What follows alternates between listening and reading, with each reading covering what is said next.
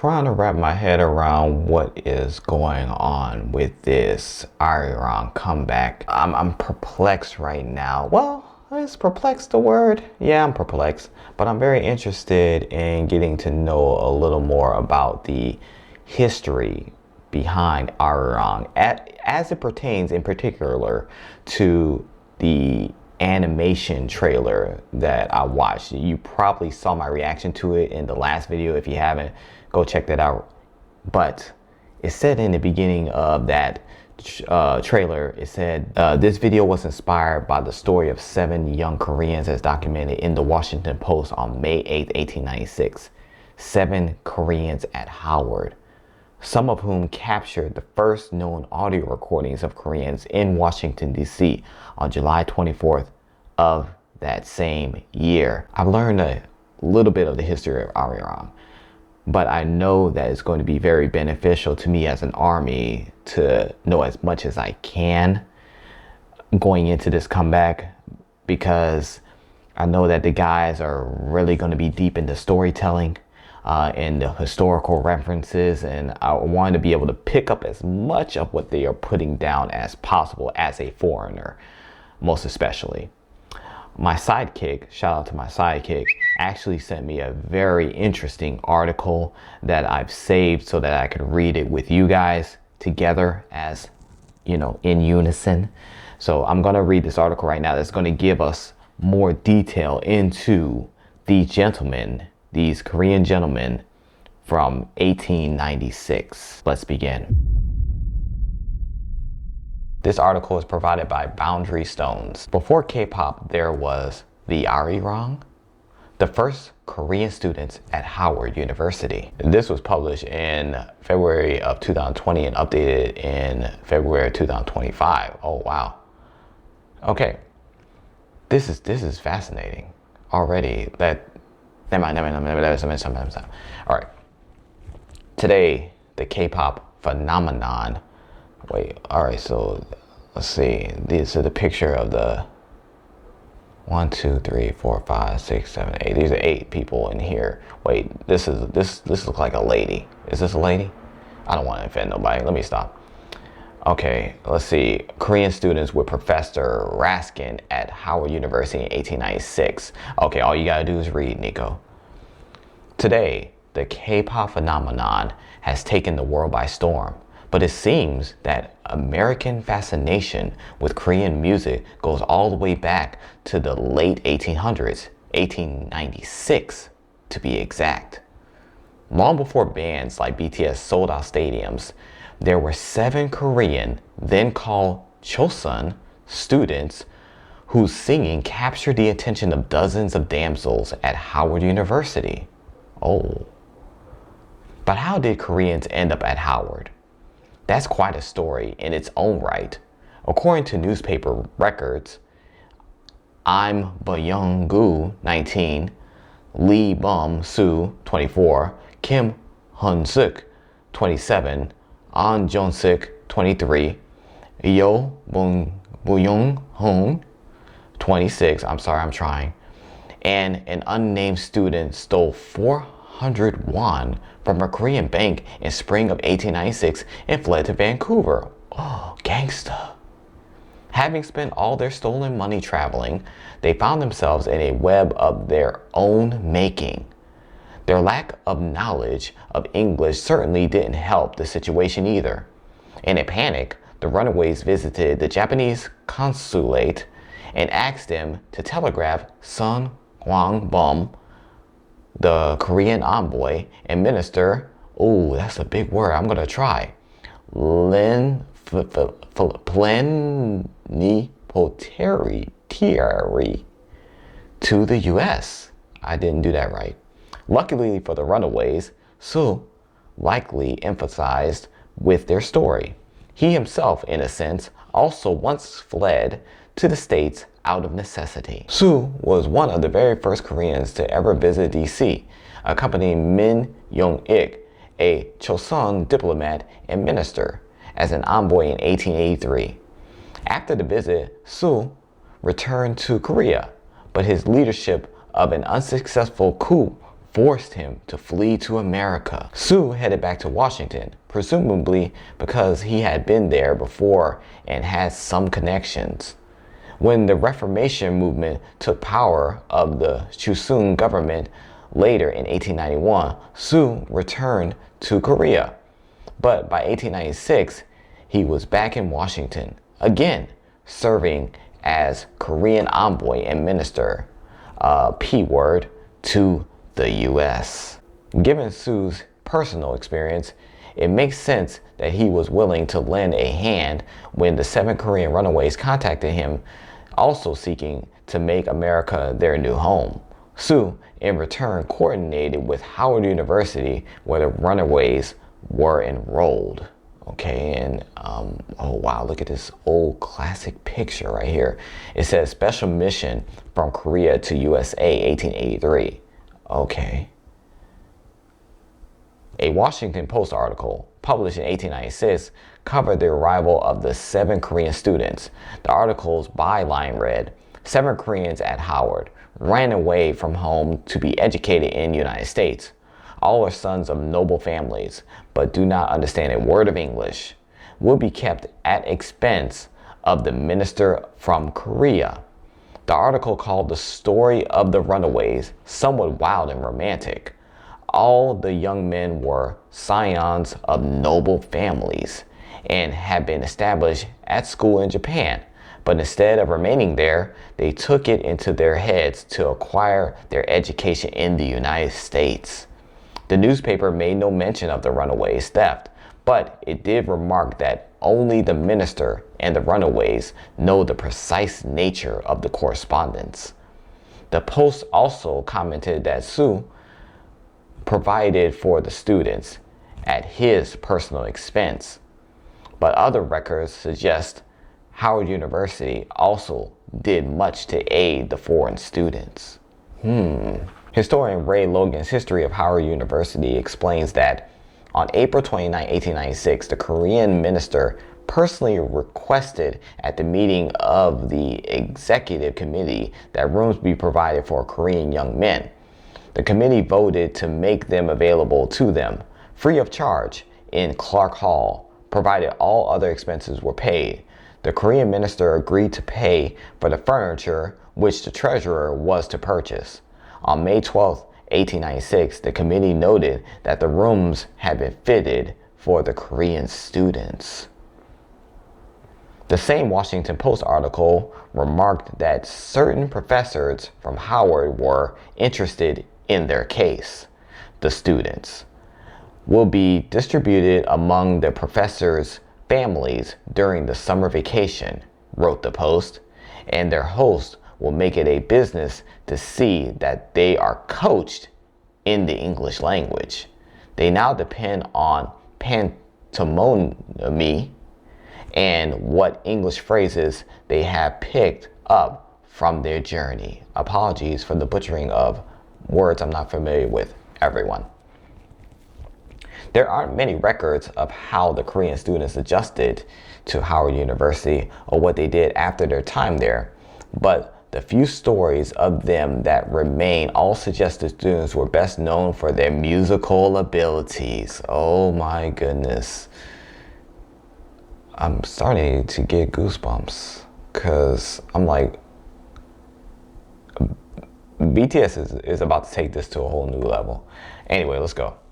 Indeed, the Washington Post noted that they showcased their talents at a social gathering of the students that took place on the night of their arrival. The Korean men were solemn, sedate, and observing, and were surrounded by a dozen persuasive damsels who begged them to sing. Ooh, they were surrounded by a dozen persuasive damsels. Sounds like the beginnings of the ARMY and BTS relationship here, everyone. They communicated that they could not sing in English, but they were assured that that did not matter. And after more urging, the program of Swanee River and like songs was diversified by specimens of real Korean melody. The article remarked that it was a unique occasion for everybody concerned, as it was the university's first experience with the Korean. Initially, it seems that the singing was more at the request of the damsels rather than because the men wanted to perform. However, that may have changed as they got more comfortable at Howard. On July 24th, American ethnologist Alice C. Fletcher invited 3 of the Korean students to her home in Washington, D.C. in order to produce the first recording of a Korean arirang, or Korean folk song. Fletcher's work mainly focused on Native American music, so it's surprising she showed an interest in the arirang. Her personal notes from the session don't indicate any explanation for what piqued her interest or even what she thought of the recordings, but they do give some insight into what the songs were about. So this is Alice Fletcher right here. I was this day old when I realized I could click on the pictures and make them bigger. Woo, woo. An excerpt from her notes reads, Jong Sik-eun, first record. Not less than 500 years out of the valley of many mountains stands the, and this is eligible, it looks like that P word I can't pronounce. Not less than 500 years. The prayer that all good, eligible, may not grow old. I'm a fine moonlight night. In a fine moonlight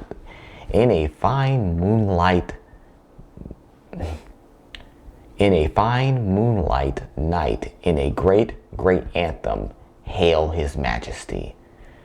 Blooming plum tree out of the valley of many mountains, older than present dynasty, which is 500 years and more old. Prayer that all good men, etc., in a fine moonlight night, etc. While the excerpt above is a translation of lyrics, Fletcher also marked which parts of the recording were more general love songs. What is your love song? And according to her notes, the love song portion was frequent. It makes sense then that Fletcher called the recordings love song arirang. BTS. You guys, geniuses, bro. Thank you for sharing your deep historical heritage with us. That is so personal. Thank you. It's unclear how widely circulated the recordings were or what impact they had during their time. But more recently, in 2017, the recordings were temporarily exhibited at the 5th annual Seoul Arirang Festival. Today, the 6-cylinder recordings can be requested at the Library of Congress in their Folk Life Reading Room. The 6-cylinder recordings, like in the trailer, there were 6, and I was like, why isn't there 7? Oh my gosh, okay. At the time of the recording, Soo was in exile, having defied government orders to return to Korea, and he was also suffering from chronic tuberculosis. It's unclear when exactly Soo passed, as some claim as early as August 1896, while other sources claim Soo lived until 1898. The Korean students at Howard reportedly visited Soo regularly until his death. Soo was only between 38 to 40 years old when he died. That's tragic, man. Lee Bum-jin, succeeded Soo as minister, but according to a history compiled by the Korean Association of Greater Washington, Lee Bum-jin prohibited his staff at the legation from attending Soo's funeral, a decision that angered the Korean students at Howard. Soo's provision and care for the students must have marked a close relationship between them and Soo. I'm sure.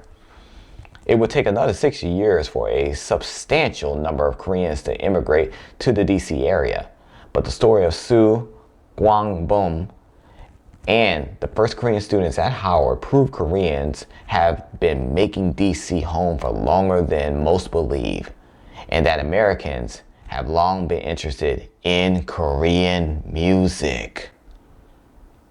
Oh wow, BTS is taking us back to 1896, everyone. Whoa, what a rich history. I had no idea about this. Did you guys know about this? This article was written in 2020, and I heard from my sidekick that several armies had picked up on this, especially after the trailer, because armies are the best detectives in the world, Craig, everyone. But man, this is going to be a rich historical, personal comeback, and I thank BTS for doing this because I have been very interested in Korea ever since I've gotten into BTS, and the more that I get to know about Korea through their eyes and their experiences, it just feels more rewarding. The whole experience, it just feels more rich to me, and I cannot wait to really dive in. I can't really wait to swim in those deep waters of Arirang. You better get your life jacket. You better get your floaties, because it's going to be a rough one. Don't get caught up in that undertow, everyone. It's gonna be sick. Before we go, if you're still here, I would like to share one more article with you guys I want to read. This is coming from Rolling Stone, everyone. So BTS is to deliver the first US performance in nearly 4 years at a fan event for the new album. They come into New York City. New York City?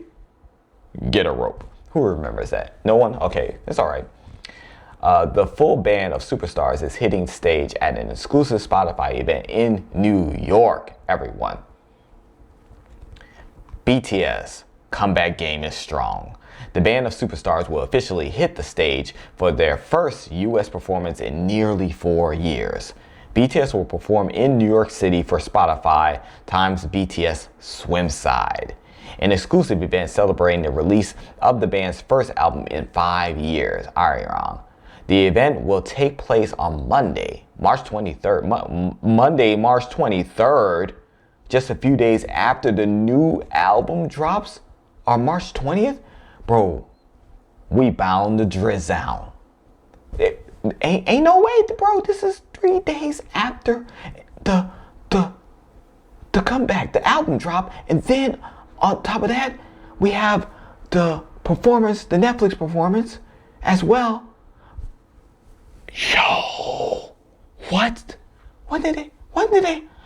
Bruh, stop, Ninja, stop. What? Huh? What?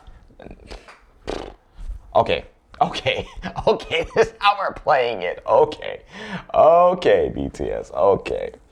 Woo!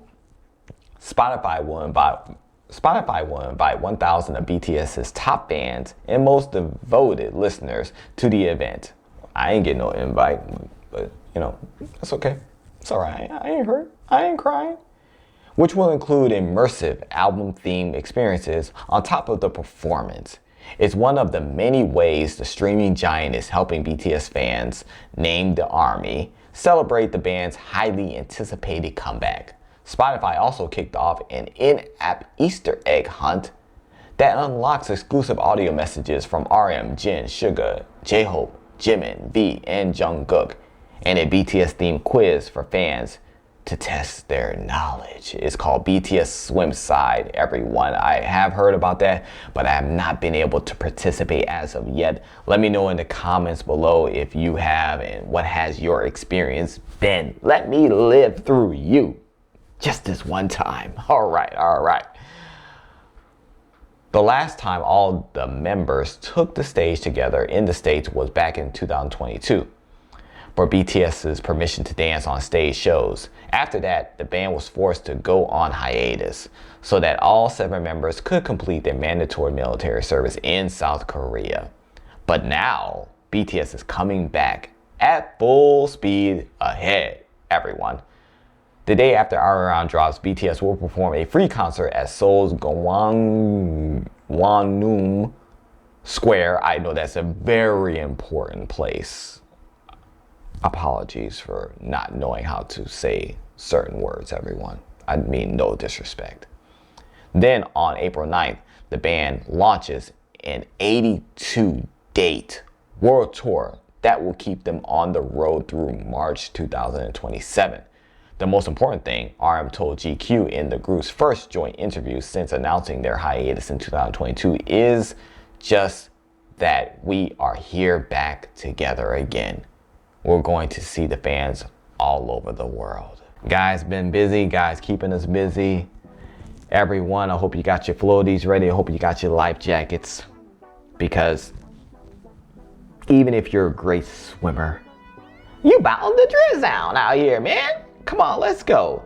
Let me know what you guys say in those comments below. Can't wait to experience this comeback with you guys. And in fact, for those of you who are still here, I'm going to be reacting, listening to, going crazy over the new album live on Twitch. Everyone, stay tuned for details on that, but you may want to get in that description and go ahead and follow what you gotta say on Twitch, because it's about to go down, everyone. Yes, sir. Yes, ma'am. Yes, everyone. What you gotta say? Keep it kosher, baby. Peace. And yeah. All right. Yeah, Ninja, what? Let's go.